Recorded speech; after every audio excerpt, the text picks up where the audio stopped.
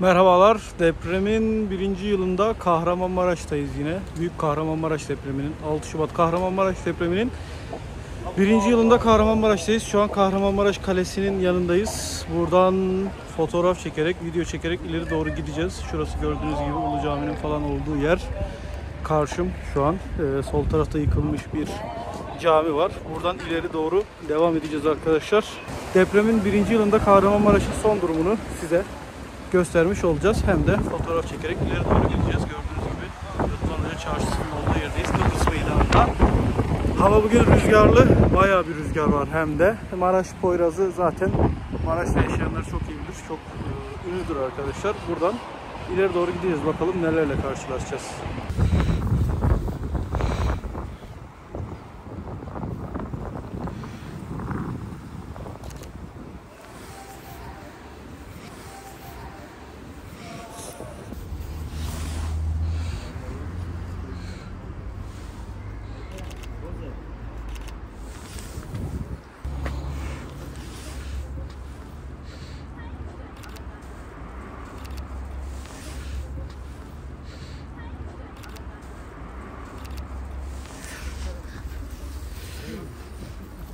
Burada bir bina vardı. Depremden sonra yıkılmış. Buradaki binaya konteyner koymuşlar. Binanın yerine ve burayı çarşı yapmışlar gördüğünüz gibi. Burada kocaman 8 katlı bir bina vardı. Burası Kahramanmaraş Kalesi. Bayrağın az önce fotoğrafını çektik. Buradan Kapalı Çarşı'nın sağ tarafından Kıbrıs Meydanı'ndan yürüyerek gideceğiz. Burası gördüğünüz gibi Ulu Cami'nin meydanı arkadaşlar. Burada her yere konteyner koydular ve çarşı yaptılar. Ulu Cami'nin minaresi yıkıldı. Duvarında birkaç yıkık var. Yani burası artık işlemiyor cami olarak. Ama tekrardan inşa edilecekmiş geri.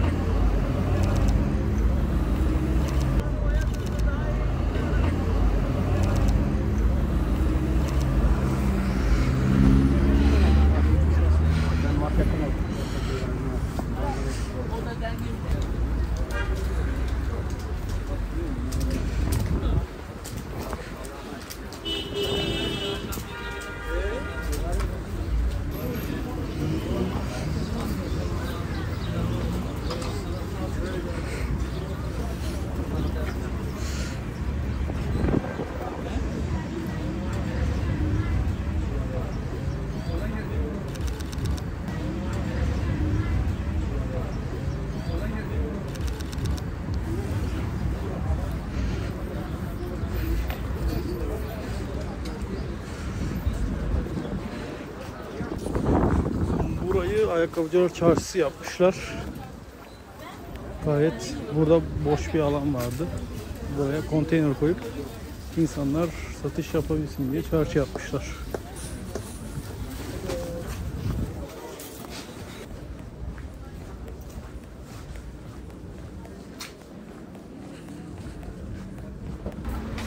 Şu an burası 0 derece ile 5 derece arası bir sıcaklıkta arkadaşlar.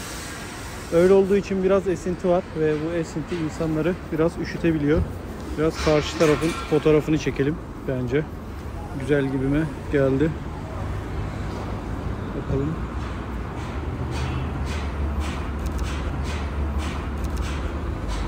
Şöyle yapalım. Güzel. Gayet iyi. Bakalım. Buradan ileri doğru gidiyoruz. Hatırlarsanız depremin tam 6. ayında bir video çekmiştim sizler için. O videoyu da izlerseniz bu videoyla karşılaştırma yapabilirsiniz.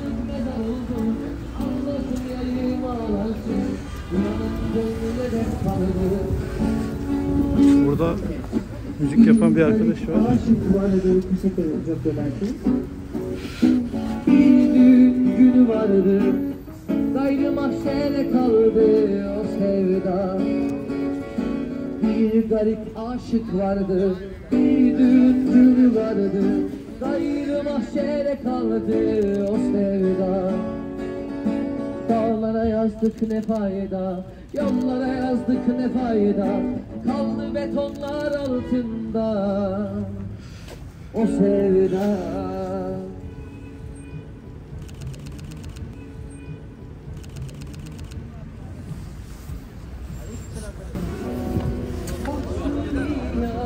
Yanıyor derdom bitti bahar.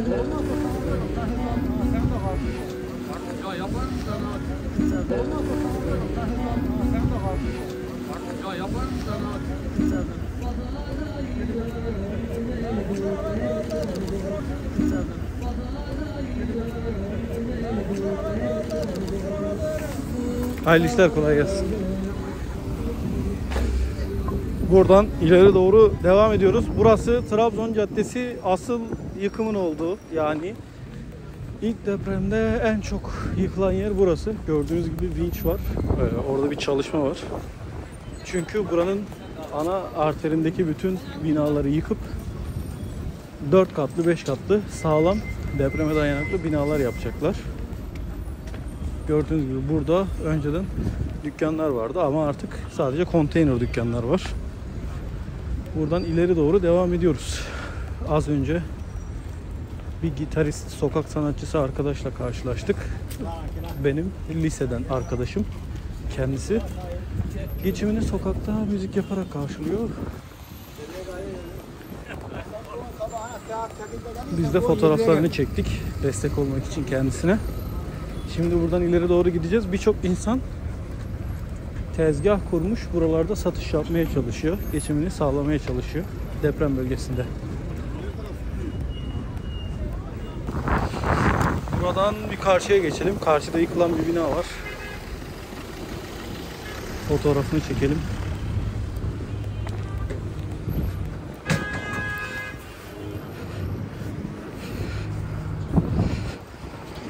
Gördüğünüz gibi yıkım buralarda devam ediyor arkadaşlar.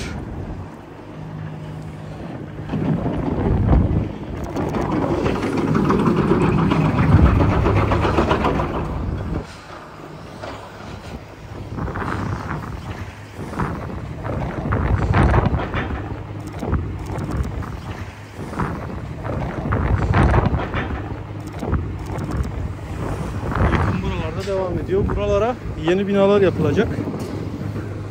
Vinçler çalışıyor. Bu yapılan binalar ise depreme çok dayanıklı olacak. Yani 8 üzeri bir depremde bile binalar hasar almayacak şekilde tasarlanmış durumda. Çünkü Türkiye'nin en büyük fay hatlarından birisi Kahramanmaraş'ın tam merkezinden geçiyor. Zaten Maraş ismi çok sallanan yer demekmiş Hitit zamanı. Marej isimli bir komutandan kalma bir isim arkadaşlar. Bunu da dipnot olarak ekleyelim sizlere. Burası valilik meydanıydı. Valilik yıkıldı. Şu an valilik yok. Büyük ihtimal taşındı buradan. Çünkü bir hasar almayan çok az bina kaldı merkezde.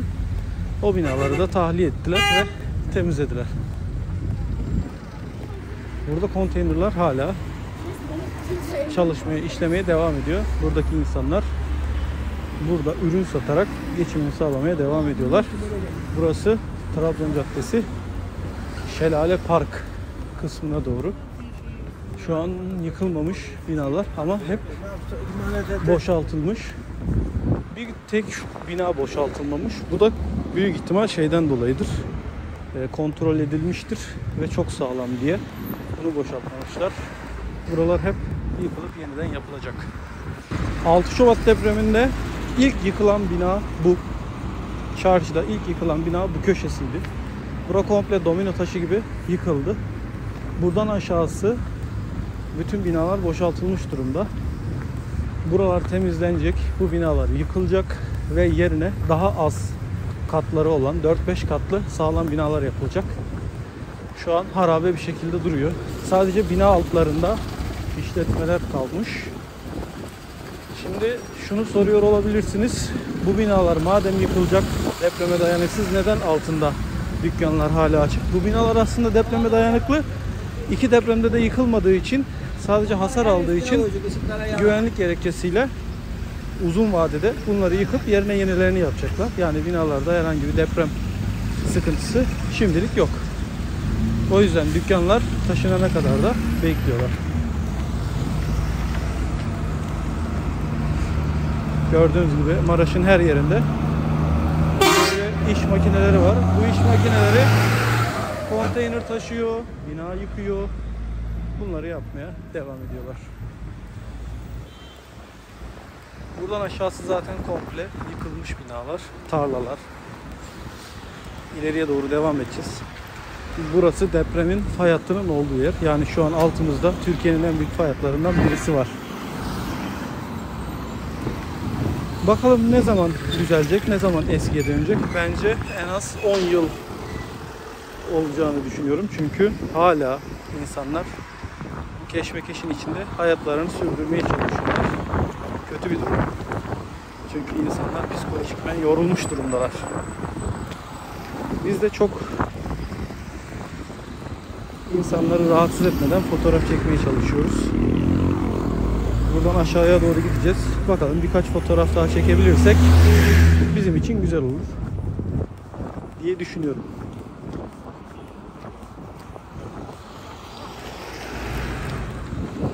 Burası yine gördüğünüz gibi komple yıkılmış durumda.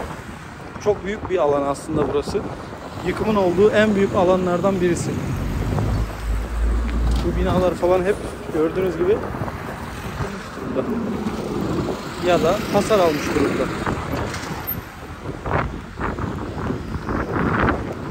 Bundan 20 yıl sonra bu videolara bakıp inşallah yaşıyor olursak böyle de bir felaket geçirmiştik diyeceğiz. Unutmamamız için, burada vefat edenlerin unutulmaması için bu videoları sizlere paylaşıyoruz. Sizler de abone olursanız seviniriz. Çünkü bu videoları daha fazla insanın izlemesi lazım.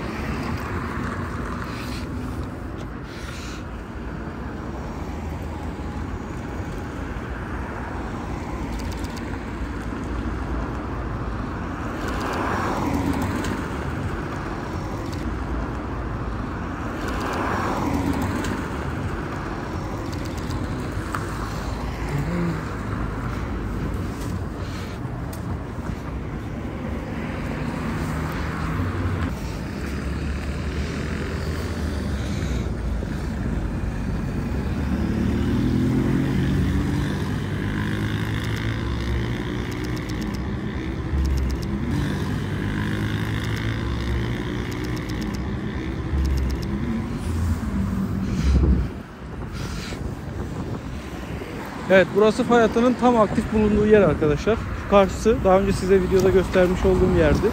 Fay hattı oradan yukarı doğru gidiyor.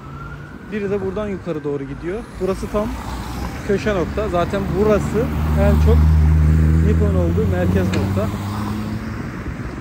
Burada yine yıkılmak için hazırlanan bir tane bina var. Bu bina depremde hasar almış ama yıkılmak için hazırlanıyor şu an. Fay hattı tam bu yolun altından geçiyor. Şu binaları. Karşımda daha önce 8 katlı, 11 katlı binalar vardı. Tabii bu binaların çoğu 1990'dan sonra 2005 arasında yapılmış binalar. Bu bina yeni bir binaydı. 2010'larda yapıldı ama yıkılmadı. Böyle duruyor. Gördüğünüz gibi buraya yukarı fay hattı gidiyor. Şu an sol tarafımız fay hattının ana noktası. Buraya aşağı gideceğiz. Buraya aşağı çok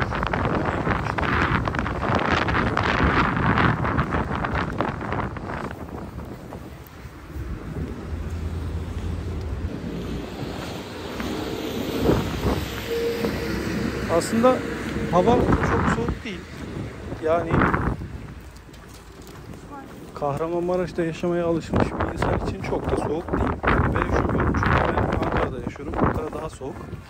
Buradan en az 10 derece daha düşük bir hava sıcaklığı var. Oraya alıştığım için burası bana daha da normal geliyor. Şu an ben üşümüyorum mesela ama çoğu insan üşüyor. Dışarıda kalan insan yok. Herkes çadır ve konteynerlara yerleşmiş durumda. Ama tabii o da ne kadar süre insanları idare edebilir bilmiyoruz. Yakında evler teslim edilecek. Hatta bir kısmı edilmeye başlandı. Evler teslim edilince insanların psikolojisi daha da düzelecek. Çünkü artık yavaş yavaş normal hayata geçecekler. Gördüğünüz gibi burada bütün binalar yıkılmış durumda. Buralar hep dükkandı. Şimdi bomboş arazi. Çocukluğumda hep buralarda gezdim. Bütün binaları hatırlıyorum. İnsanın canı sıkılıyor. Çünkü çocukluğuna dair hiçbir şey kalmamış durumda buralarda. Az ileride de bizim kendi evimiz var. Orası da yıkıldı. Ağır hasarlı. Bakalım ya. Aman. Kader. Şu an girdiğimiz nokta Osman Sayın Spor Salonu. Deprem yıkımı olduktan sonra bütün insanların neredeyse toplanma alanı burası oldu. Çünkü burası çok büyük bir yerleşim alanı ve sadece sağlam kalan spor salonu ve burada daha önce şey vardı, futbol sahası. Bütün çadırlar oraya kondu. Herkese orada yemek dağıtıldı, çadır dağıtıldı, yatak, yorgan, battaniye, insani ihtiyaçlar dağıtıldı. Burası mahşer alanı gibiydi depremin ilk saatlerinde. Çünkü insanların nereye gidecek bir yeri yoktu. Yağmur yağıyordu. Bazı üst bölgelere kar yağıyordu. Şu an olduğu gibi. Mesela yukarı bölgelerde şu an kar var. İnsanlar hep buralardaydı. Ve binaların çoğu yola yıkıldığı için ilerlemek çok zordu. Bir yere gitmek çok zordu. Şu an buralara konteyner kent tarzında iş yerleri yapılmış. Burada tabii sağlam binalar var. Bu binalar hep 2010'dan sonra yapıldı. Yeni yapı olduğu için tabii onlara hiçbir şey olmamış.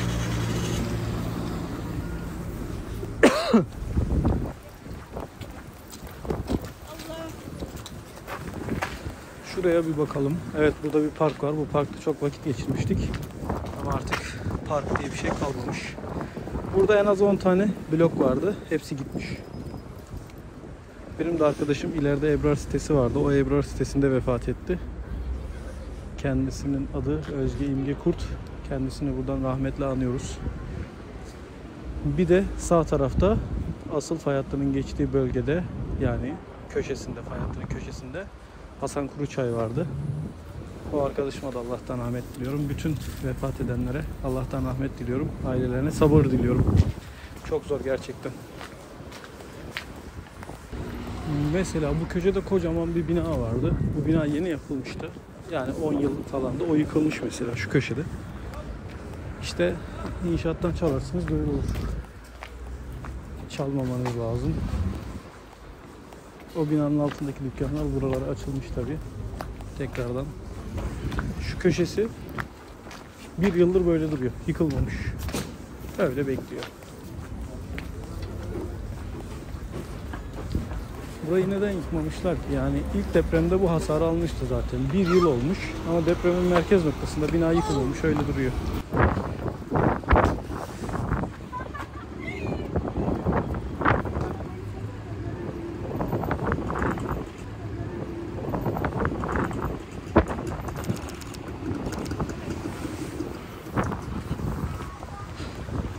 Son kez burayı size göstermek istedim. Ebrar sitesi hala toz toprak içinde. Hala burası bu şekilde kalmış durumda. Gördüğünüz gibi burada onlarca blok vardı. Onlarca insan vardı. Bir gecede şu köşede sadece bir gecede 2000 insan öldü neredeyse. Gördüğünüz gibi hala buralar inşaat halinde ve daha bir başlangıç olmamış. Sadece sağ tarafa temel inşaatlar için başlanmış. Gördüğünüz gibi buralar kapatılıyor. Kapatıldıktan sonra inşaatlar başlayacak. Sağlam yapılar yapacaklar ama çok az katlı olacak. Karşıda gördüğünüz gibi 11 katlı binalar olmayacak. Buraya öte komple inşaat başlamış durumda. Abone olmayı unutmayın. Size daha güzel içerikler paylaşabilmemiz için fikirlerinizi yorumlara yazabilirsiniz arkadaşlar. Kahramanmaraş 6 Şubat depremini ve bu depremde vefat eden insanları unutmayın.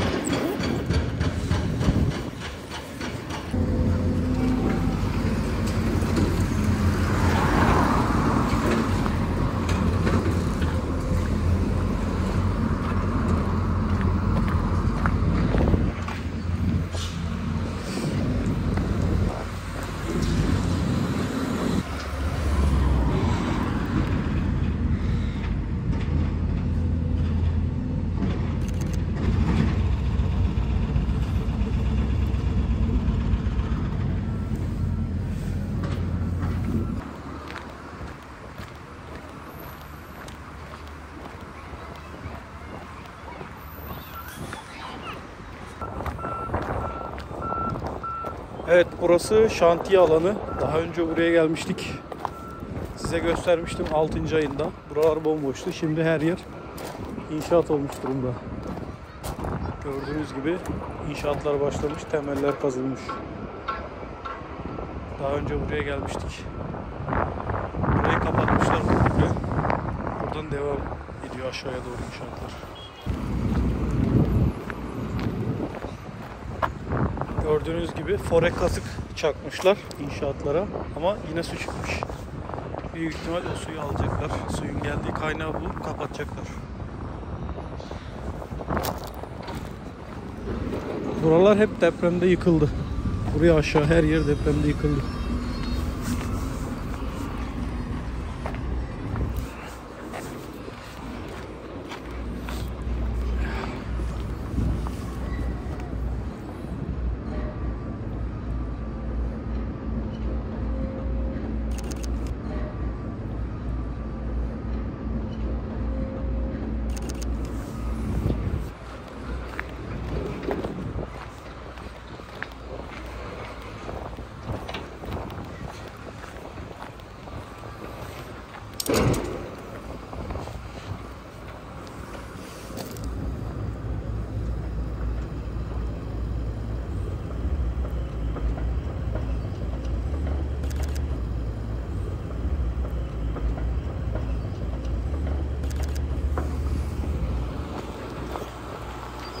Bu bina yeni yeni yıkılıyor daha. Yeni yeni boşaltmışlar ve duvarlarını şu an yıkıyorlar.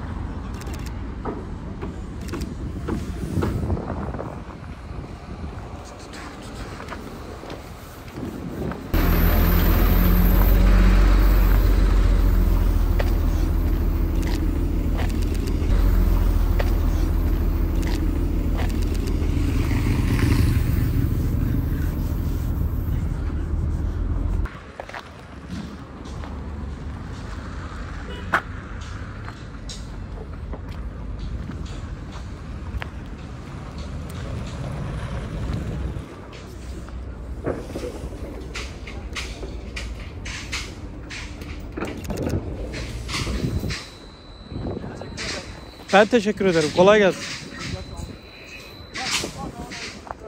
Hepiniz toplanın da bir fotoğrafınızı çekeyim. Geç yan yana. Hepiniz. Askerlik pozu verin. Evet.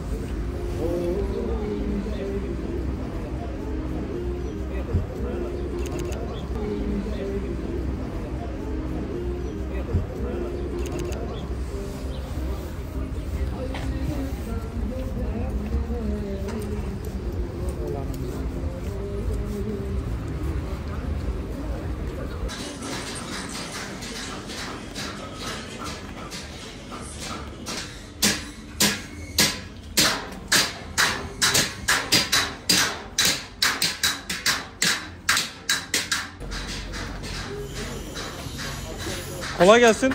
Fotoğrafını çekebilir miyim?